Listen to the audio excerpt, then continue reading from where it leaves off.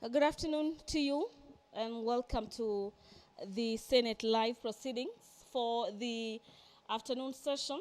It is exactly 3 minutes to the commencement of business at the Senate this afternoon, where the House will be continuing to hear and after that determine the proposed removal from office by impeachment of His Excellency Rigathi Gachagua, EGH, the Deputy President of the Republic of Kenya. During this afternoon session, the Deputy President, Honorable Rigathi Gachagua, is expected to take a stand at the Senate, being the sole witness in his case. The Deputy President of the Republic of Kenya, as well as his counsel, will, for the better part of this afternoon, try to convince senators that the 11 grounds listed in the motion for his impeachment do not hold any water. So during the morning session, we had a recap of what happened yesterday, where senators were given some time to seek clarifications from witnesses. The witness in chief, that is Honorable Mwengi Mutuse, who is the mover of this motion, as well as the former KEMSA CEO, Dr. Andrew Mulwa. And immediately after that, the House proceeded for a lunch break, and we are resuming this afternoon to commence the second part of this hearing, where the Deputy President will be accorded a maximum of 2 hours for evidence of witnesses and re-examination. The National Assembly will then have a maximum of 2 hours for cross-examination. That will happen during this afternoon session, where the Deputy President will be telling senators why the 11 charges leveled against him, among the charges being undermining matters to do with devolution, undermining the presidency, and matters to do with gross misconduct, why the charges are frivolous and baseless, as has been termed by his counsel. After the completion of the allocated time, which is about 4 hours according to the program, during this afternoon session, the House will then move to have senators ask questions as well as clarifications. And thereafter, the National Assembly will be given an hour to do their closing statements. Our dear viewers, here is where the Defense Counsel for the prosecution here being the National Assembly, the team at the National Assembly, they are being led by lawyers, Honorable James Orengo being the lead counsel of the team, as well as lawyers such as Muthomi Thiankolu. And during the 60 minutes allocated by the Speaker, being the closing statement, the National Assembly will be having their final opportunity to convince the House why they should uphold the impeachment charges leveled against the Deputy President. Similarly, the Defense Counsel and the Deputy President of the Republic of Kenya will equally be accorded 60 minutes to convince senators, this being last-minute attempts to convince the House why the charges against the Deputy President should not be upheld, and why the Deputy President of the Republic of Kenya ought to continue being in office. After the completion of the closing statements by the two sides, we will be having a closed-door session by senators before the honorable members of the Senate consider and vote on the 11 grounds for removal from office. The Speaker of the Senate, Honorable Amason Jeffa Kingi, has already stepped into the chamber this afternoon. Allow me to hand you over for this live broadcast brought to you by the Parliamentary Broadcasting Unit in partnership with KBC. My name is Gladys Mungai. Enjoy your viewing. Na tuombe. Ewe Mwenyezi Mungu, twakusihi tutazame kwa neema nyingi na baraka sisi watumishi wako ambao umeridhika kutuita kwa nyadhifa za uongozi katika jamhuri hii yetu. Twakuomba utuajalie tuyatende na kufikia mambo yote yatakayofikishwa mbele yetu kwa njia ya haki na uaminifu, ili kustawisha amani, ufanisi na heri ya nchi yetu na wale ambao haja zao umezikabidhi mikononi mwetu. Amen.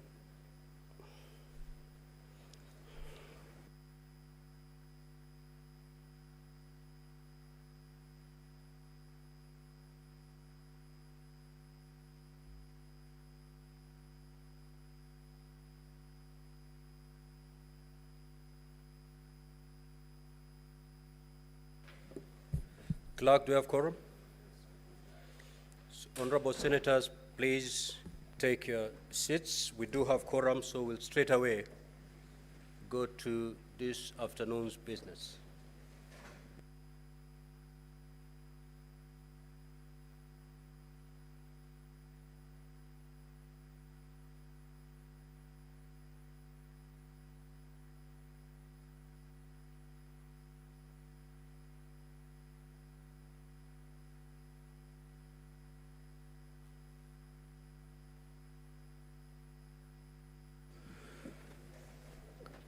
Clerk, you may now call the first order.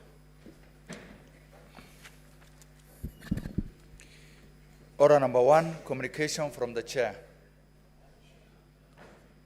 Order number 2, hearing and determination on the proposed removal from office by impeachment of His Excellency Rigathi Gachagua, EGH, Deputy President of the Republic of Kenya.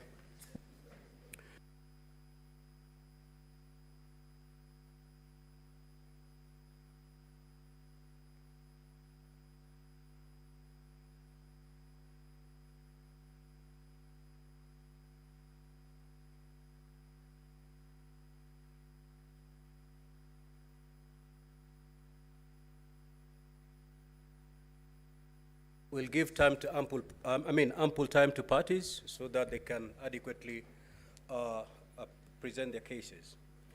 Now, as of yesterday, the Deputy President had been allocated 3 hours. 1 hour was taken away for other businesses of yesterday and today. That is pursuant to a request by counsel for the Deputy President. And therefore, as we speak, the Deputy President will have 2 hours to present his case, and thereafter the National Assembly will have 1.5 hours, because they've also consumed half an hour of the 2 hours that had been granted to them yesterday. So you had borrowed 10 minutes, you ended up consuming 20 more minutes, as per our record. Council, this is not a matter to debate. Mr. Speaker, sir, I just wanted to clarify that we had borrowed 10 minutes. Yes, you borrowed 10 minutes, yes, but you ended up consuming 20 more. No, we did get that indication, Mr. Speaker. In fact, now you're getting the indication. Yes. We had budgeted our time knowing that we had 1 hour, 50 minutes. Consume the 1 hour and a half, and then let's see where that takes you, and we'll be able to engage when you consume the 1.5 hours. We are most obliged, Mr. Speaker, sir. Thank you. Senior Counsel Paul Mwite, if you're ready, you may usher in your witness. Mheshimiwa Speaker, just to get clarification, I was under the impression that the National Assembly will proceed and close their case, and that then counsel for the Deputy President will now present the Deputy President, who is the only one that we are calling as a witness. And that thereafter, the National Assembly will make their closing speech, and we will have the opportunity at that time to also make our closing speech. So I would like to have clarification. Very well, Senior Counsel. Maybe I'll read the whole program all the way to the end. Thank you. You will proceed. Of course, for the record, I will ask the National Assembly to officially rest their matter to allow you usher in your witness. Once your witness takes to the stand, you have 2 hours to present your case. The National Assembly has 1.5 hours for purposes of cross-examination. Thereafter, the senators will have 1 hour to seek clarifications or ask questions. Once that is done, the counsel for the National Assembly will have 1 hour to make closing remarks. Likewise, the team of the Deputy President will be given 1 hour to make its closing remarks. Once that is done, the Senate will move into a closed session as per our rules of procedure. So that is the program for this afternoon. I'm now very clear, Mheshimiwa Speaker, and I thank you. The situation is now clear.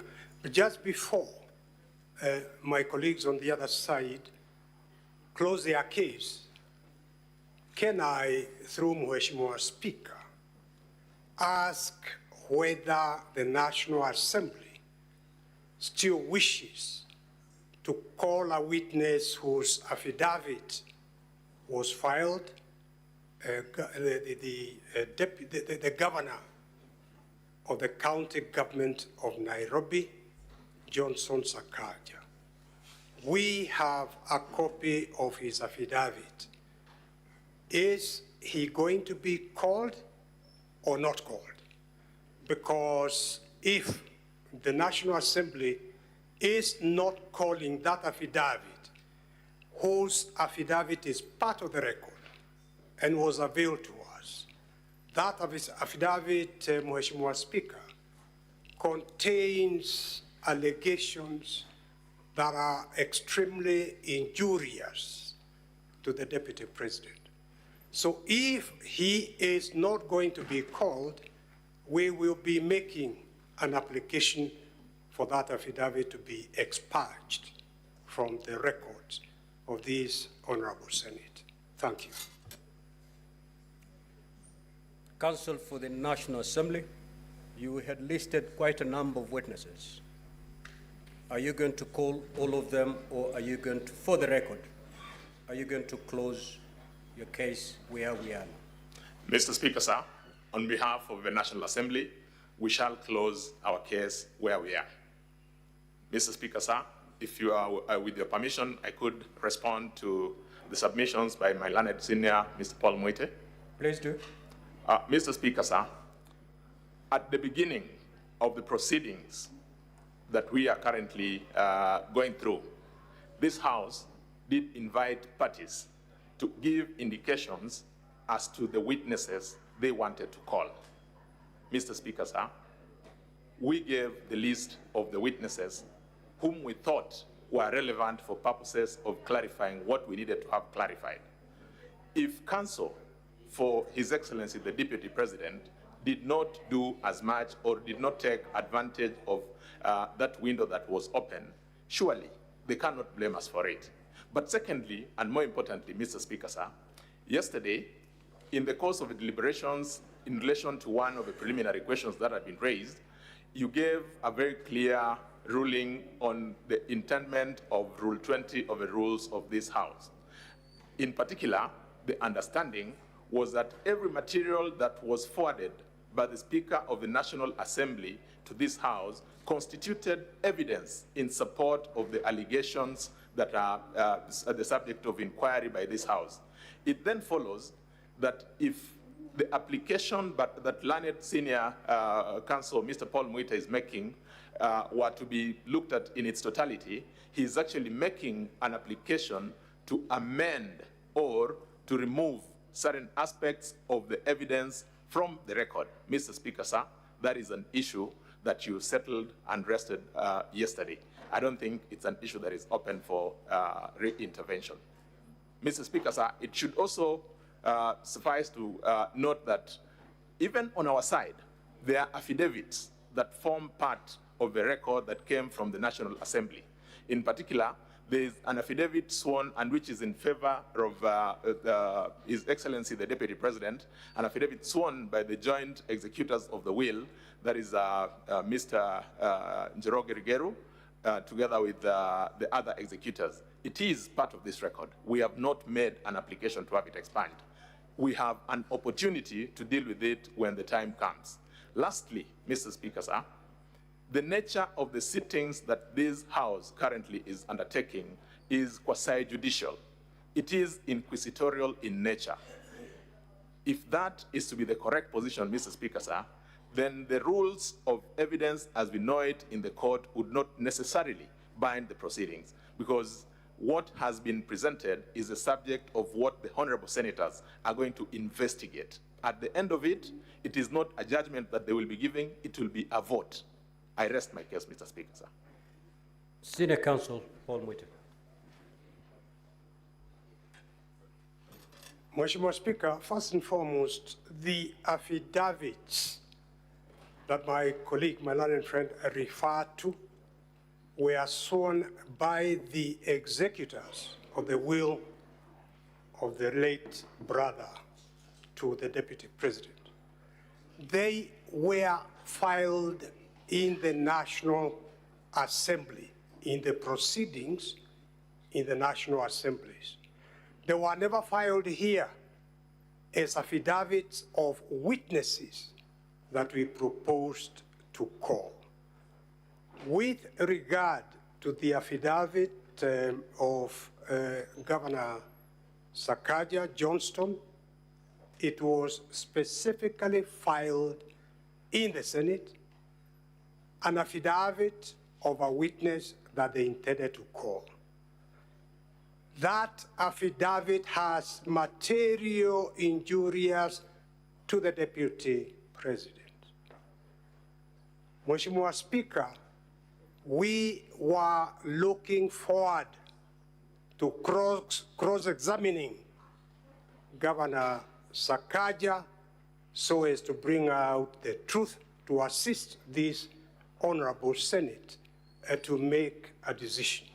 If he is not being called, and in fairness to the Deputy Governor, all that we are asking is that affidavit be expunged, together with the affidavit of Peterson Jomo, who they are not calling now, and also the affidavit of Mercy Wajau, who is not being called.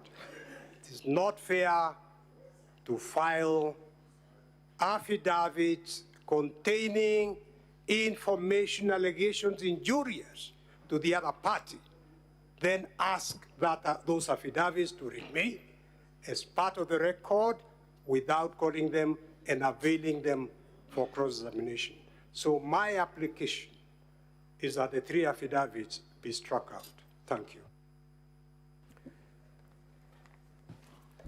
Mr. Speaker, sir, just for clarity, there is absolutely no new material that was presented after the material that was sent to this House from the National Assembly.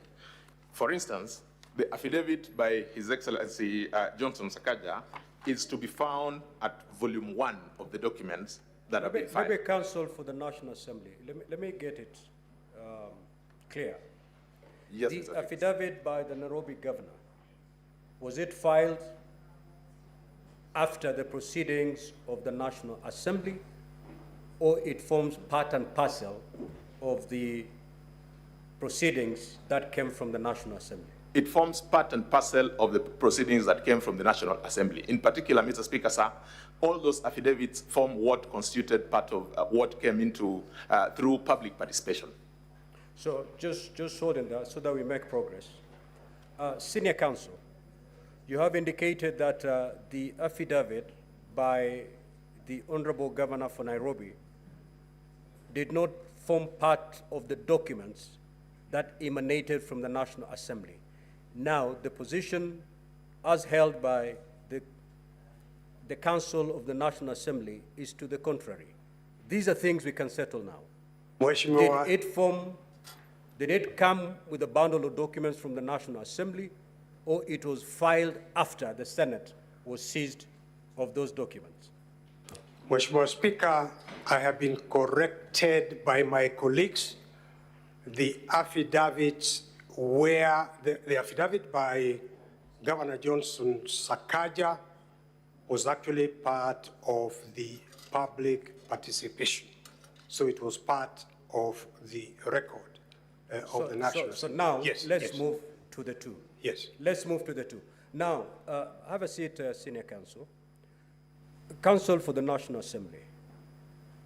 Yes, Mr. Speaker, sir. Yeah, respond to the two more affidavits, because the contention from the Council of the Deputy President is that they were filed after the record was received from the National Assembly by the Senate.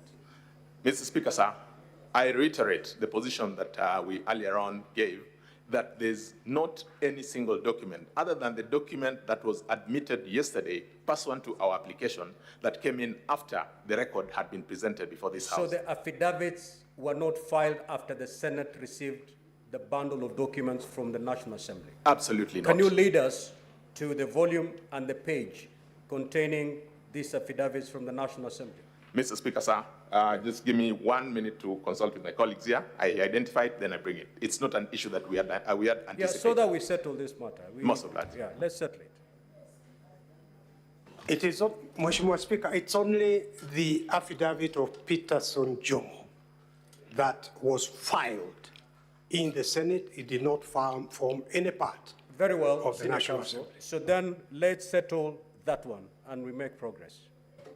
We need not argue on this matter. Mr. Speaker, sir, I think what happened is that we skipped the opportunity to identify the documents from both sides of what had been filed. The documents that we filed yesterday has a volume 8. That is the document that contains the affidavit of Peterson Jomo. So it is that part- affidavit, if you go to the Senior Counsel, it is that affidavit that they're looking forward to cross-examining the deponent. Now that you've closed your case, the argument from the Council of the Deputy President is, how then are we going to test the truth of those averments? What say you on that? Mr. Speaker, sir, I did give an indication that, number one, at the commencement of these proceedings, any party who wanted to cross-examine any of the deponents of any of the documents had an opportunity, upon your invitation, to invite such parties to appear before them. If our counterparts appearing for His Excellency the Deputy President did not find it appropriate to call that witness at that point in time, they cannot now hold us to say that you had said you'd call this person, you will not call them. Because the person we were to call was for purposes of clarifying what we thought was important for us. Now, this being an inquisitorial proceeding, a quasi-judicial proceeding, Mr. Speaker, sir, I think it would be a stretch to expect that if we didn't call or if we didn't avail any of the witnesses that were mentioned in any of the affidavits, then as of necessity that follows that record or that affidavit needs to be expunged. That's what I was saying. Pursuant to your ruling yesterday, that is evidence and material that was presented yesterday. It forms part of your record. Now, before I give my way forward, Senator for Nairobi City.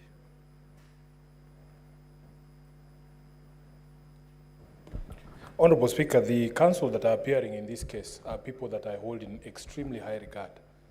Senior Counsel Paul Muite appears to not have the confidence of the judges sitting here that we know how to treat evidence contained in an affidavit that is not tested at cross-examination. Even the judges you appear before in the courts that you practice in know what to do with evidence of a person who is not availing themselves for cross-examination. So, Honorable Speaker, I really don't understand what the contention is. because we sitting here as judges know how to treat that evidence. And I wanted to take this opportunity to calm the anxiety of Senior Counsel Paul Mwite, that indeed we do know what to do with such evidence. Now, so that we make progress, Senior Counsel has raised an important matter, which matter has been responded to by the Counsel for the National Assembly. Now, honorable senators, there is an affidavit sworn by one Jomo Mushira, who had been listed to appear as a witness for and on behalf of the National Assembly. The National Assembly has closed its case without calling that particular witness, and yet there's an affidavit that the counsel for the Deputy President will not have an opportunity to cross-examine. The question, as you retire at the end of this hearing, is to look at the probative value of that particular document. Senior Counsel Paul Mwite, your point is valid. The senators have noted.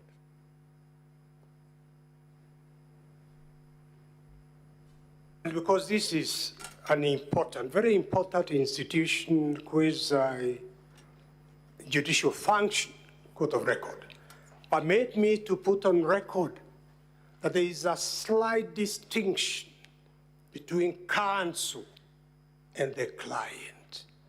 I have absolute full faith in honorable senators, including my friend, the senator for Nairobi, but I am carrying out instructions of my client.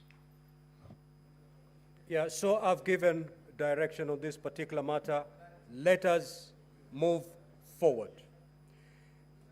Having said that, Senior Counsel Paul Mwite, if you're ready, you may now usher in your witness. Mheshimiwa Speaker, we are anxiously waiting for the Deputy President. My colleagues can stand here, can stand in. For me, let me make inquiries and find out where he's held up. We certainly wish to call him as a witness. Very well.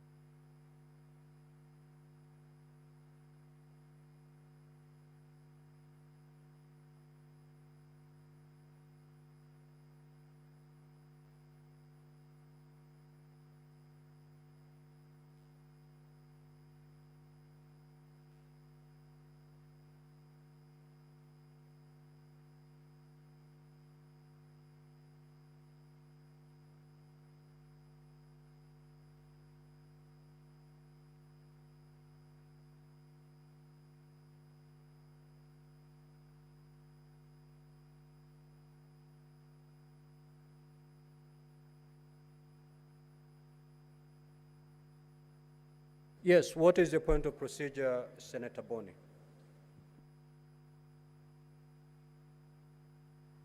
Unprecedented, to the extent that when we stand down business in this House, it normally arises from a communication from the chair that you're temporarily, for a specific time, suspending the proceedings. You have not done this, and we are seated in the chamber. The mess is in place. I do not know whether we want this to be the new standard, Mr. Speaker. Could you guide us? We have no idea how long we're going to wait. And time is running, Mr. Speaker.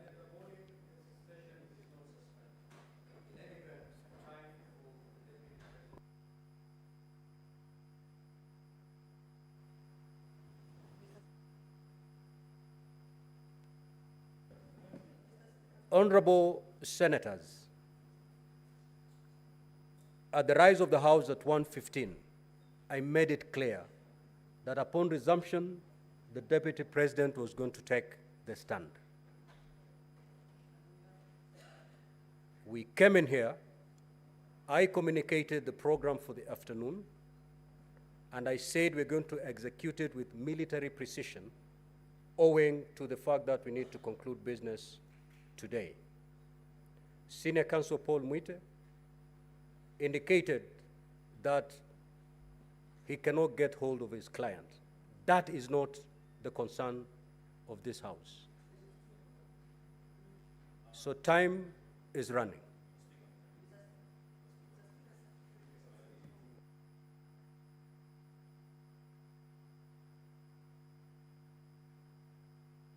Order, order, honorable senators, order. The floor is available to the Deputy President and no other senator or no other enemy.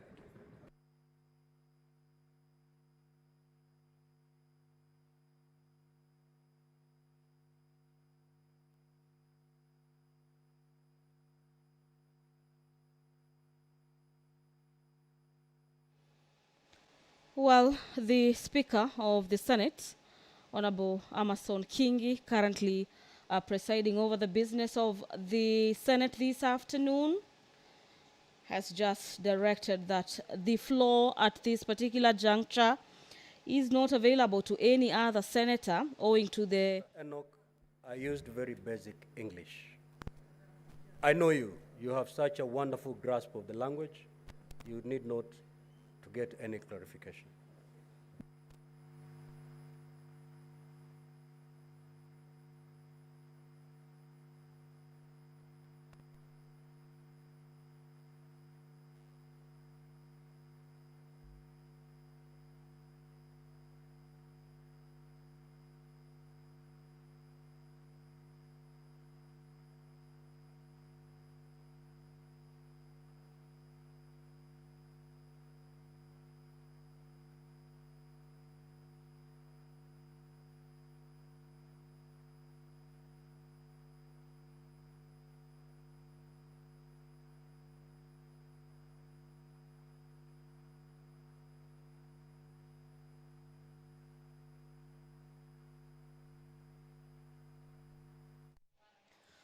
It is exactly 15:04 p.m.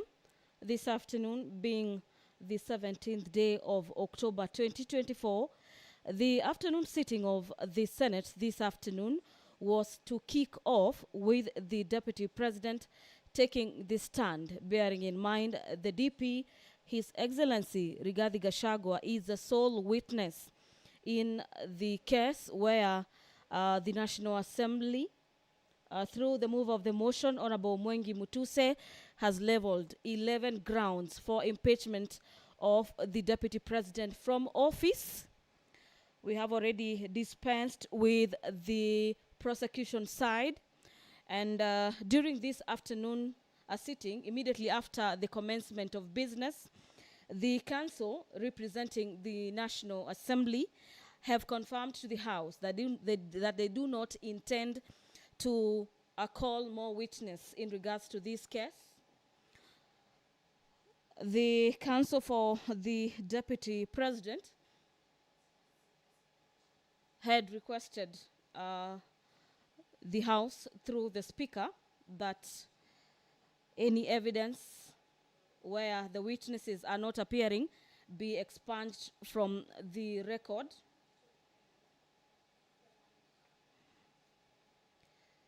It is a moment of waiting at the Senate this afternoon as the House awaits the arrival of the Deputy President, Rigathi Gachagua, who is set to take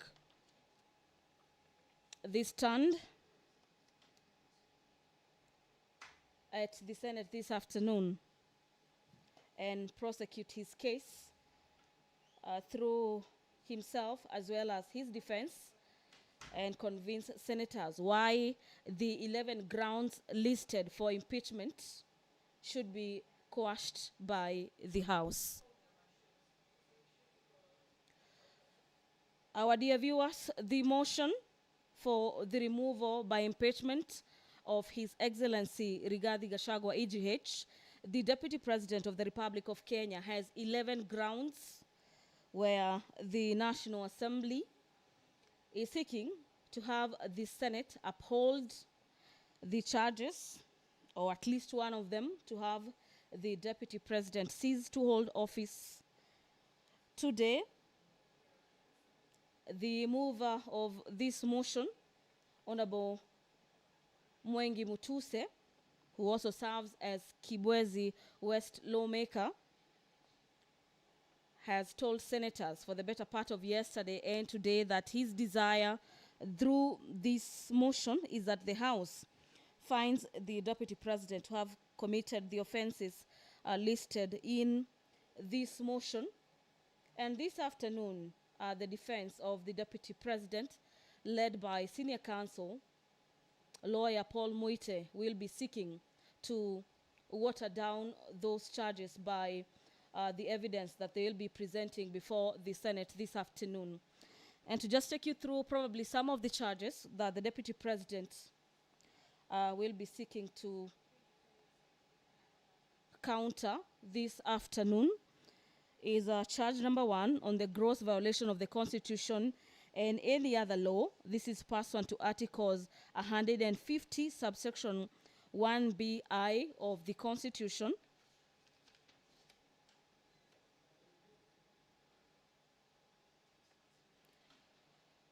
Charge number 2 in the impeachment motion by Honorable Member for Kibwezi West. The Honorable Member alleges in his motion that there is gross violation of Articles 147 subsection 1 and 152 subsection 1 of the Constitution, where the Deputy President is being accused of undermining the presidency. Under Article 147 subsection 1 of the Constitution, the Deputy President is the principal assistant of the President and shall deputize the President in the execution of President's function.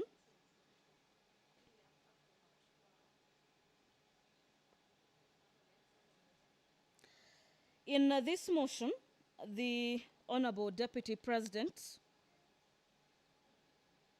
is accused of going in contravention with cabinet resolutions on matters evacuation of people residing along Nairobi River, and that shortly after His Excellency, shortly after being in contravention with the cabinet resolution, the Deputy President made public a statement opposing the Nairobi River riparian execution orders. According to the mover of the motion, this is undermining the resolutions by the cabinet. Under charge number 3, again on gross violation of Article 6, subsection 2, Articles 10, subsection 2A, Article 174, and Article 188, and the 4th schedule of the Constitution, where the Deputy President is accused of undermining devolution.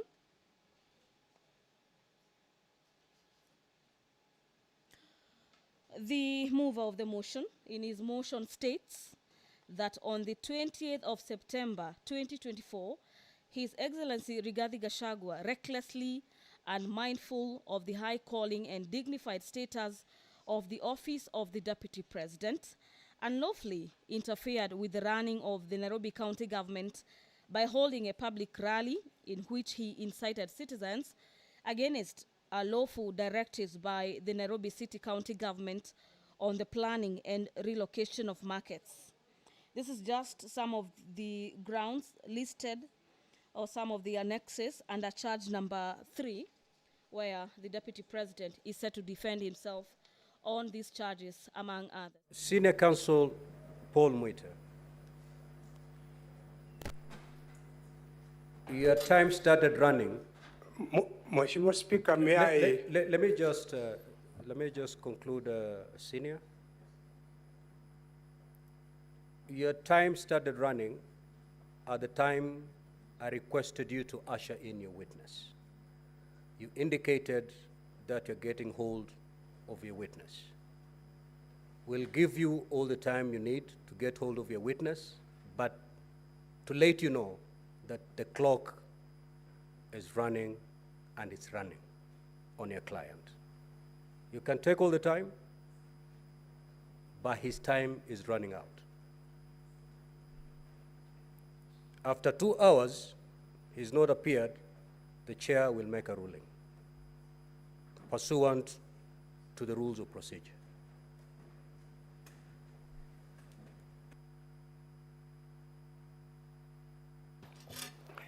Mheshimiwa Speaker, may I start first and foremost by expressing apologies and regrets that the Deputy President is not here, and by not being here, the inconvenience and delay caused to Mheshimiwa Speaker and to honorable senators. The position, Mheshimiwa Speaker, is that during that period that I went to try to find out why he wasn't here, because as Mheshimiwa Speaker knows, the Deputy President has been coming here absolutely punctually every day. The sad reality is that the Deputy President, the Republic of Kenya, has been taken sick, very sick, and as I address Mr. Speaker in this honorable House, senators, he is in hospital, Mheshimiwa Speaker. That is a sad reality.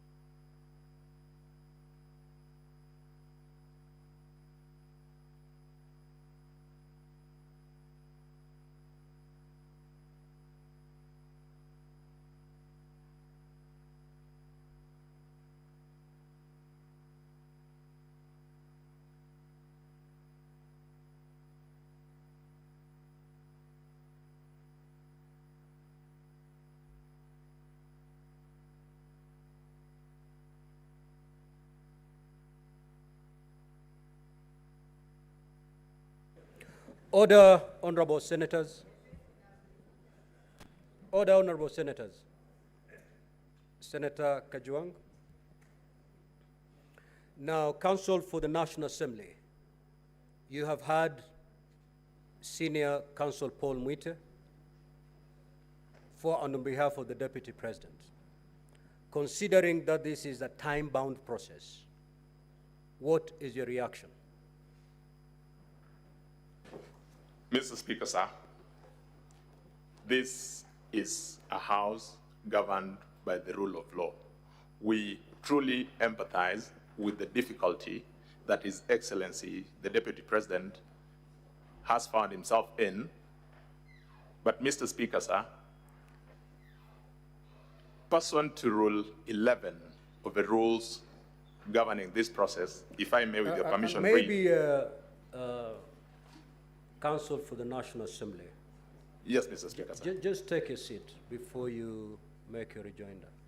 Senior Counsel Paul Muite, having said whatever you've said,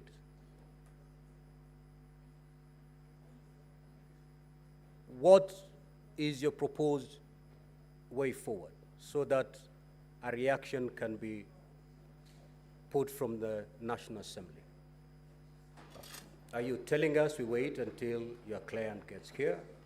What is your proposed way forward?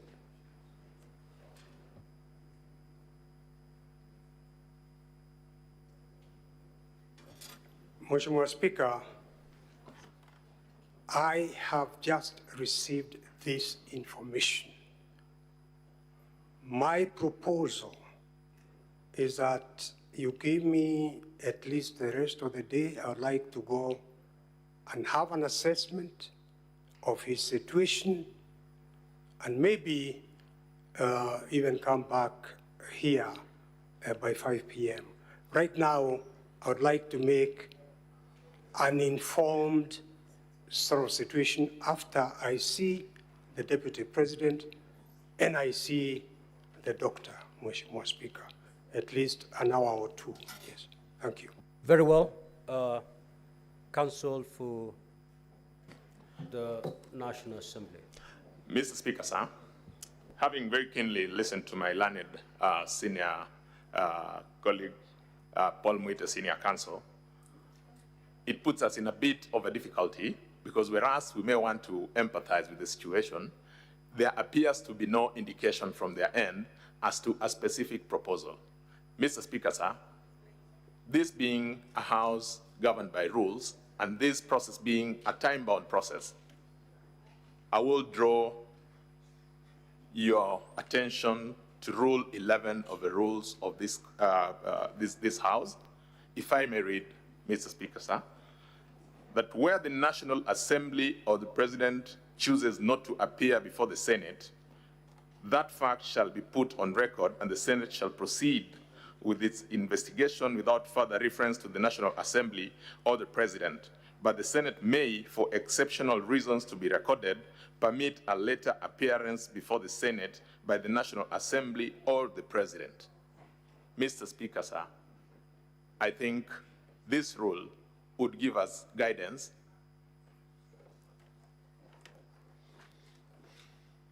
we may proceed. If it becomes necessary, then any additional material may then be availed. This is a time-bound constitutional process, Mr. Speaker, sir. I'm most obliged. Let me pick the wisdom of my wonderful senators before I make my decision on the way forward. Now, I understand that all of you are wise men and women. Speaker, can I just say a word? Yes. I've heard what Senior Counsel Paul Muite has said.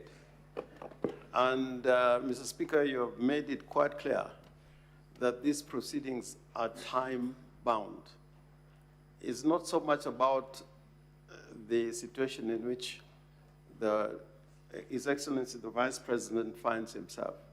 It's about the Senate complying with the provisions of the Constitution.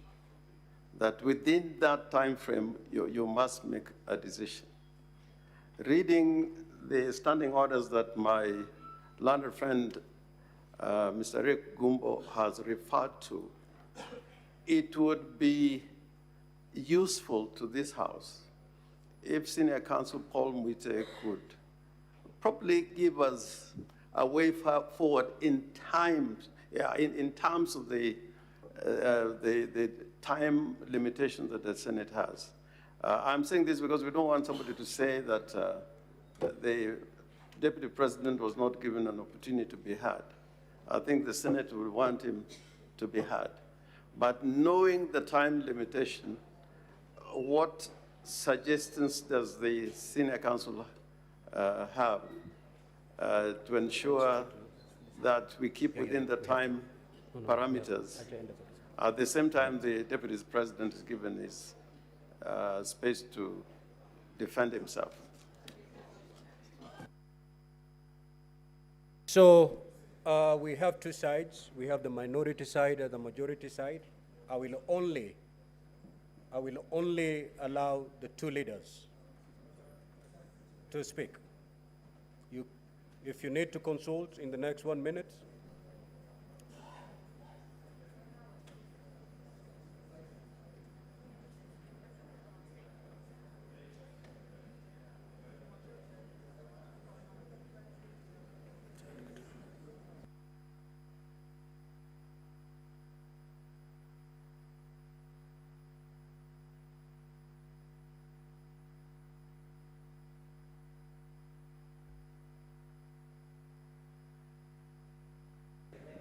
now, honorable senators, our standing orders have not been suspended yet.